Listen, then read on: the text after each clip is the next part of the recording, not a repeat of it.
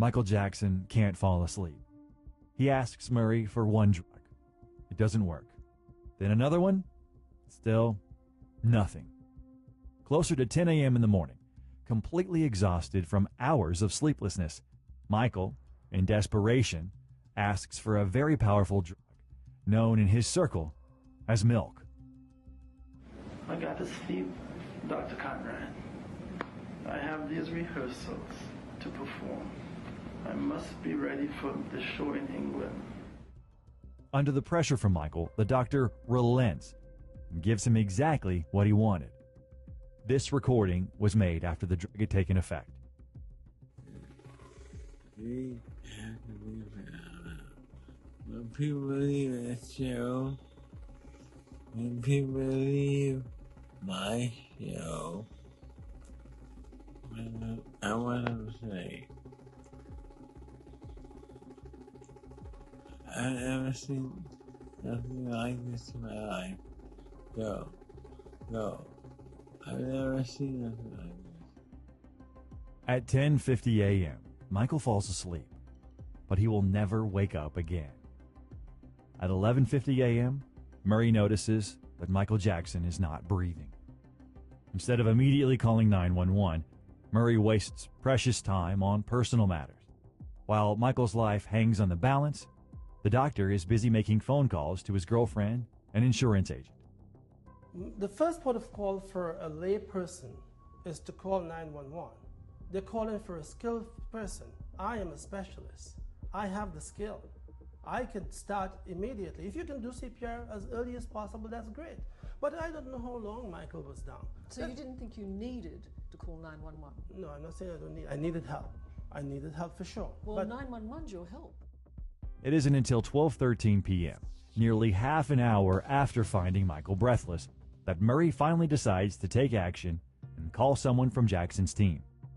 He calls Michael Amir Williams, the singer's assistant. But even then, he avoids the truth.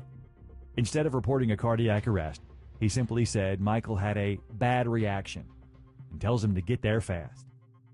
What did he say? He said, "Where are you?" And I said, "I'm downtown."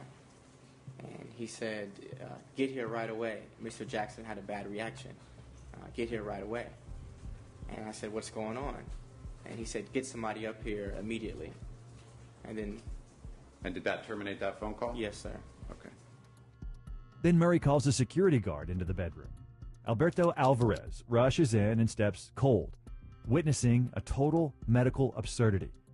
Murray is performing CPR with only one hand while Michael lies on a soft mattress, an effort that is utterly useless on such a surface. Instead of rushing to save him, the doctor stops and orders Alvarez to help stash medical vials and IV bags into bags.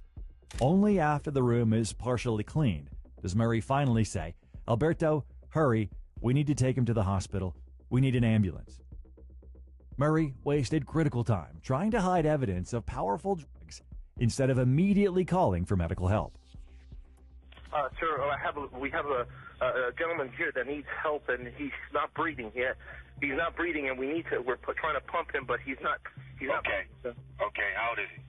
He's 50 years old, sir. 50? Okay. He's unconscious, he's not breathing?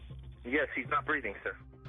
5 minutes later, paramedics from the Los Angeles Fire Department arrive on scene. They find Michael Jackson without a pulse and not breathing. But Conrad Murray insists on continuing resuscitation. At 1:07 p.m., Michael is transported to the Ronald Reagan UCLA Medical Center. Resuscitation efforts continue for more than an hour, but without results. 2:26 p.m. Doctors officially pronounce Michael Jackson dead. That curtain was drawn close. That was the end of an era. That was the final hour of Michael Jackson. Like some of us keep saying, a little help or a little late in any kind of help in every health situation could cost somebody's life. You know, so we don't know actually what happened. Dr. Murray is his personal doctor of Michael Jackson. He went to jail for that. And just like I said earlier, a little lateness could cost somebody's life. a little help also could cause, that didn't come at the right time, could cause somebody's life. He said he didn't do anything wrong, that he didn't administer that the drug. Well, he's left to himself. Michael Jackson is dead. The king of pop is dead. The enigma of our time. the magnet of music, you know. We lost him because of that. Somehow everybody's going to die, but we felt he died early. You know, he was suffering from sleeplessness. That was the beginning of his problem. So he needed always kind of medications to sleep, to enable him sleep.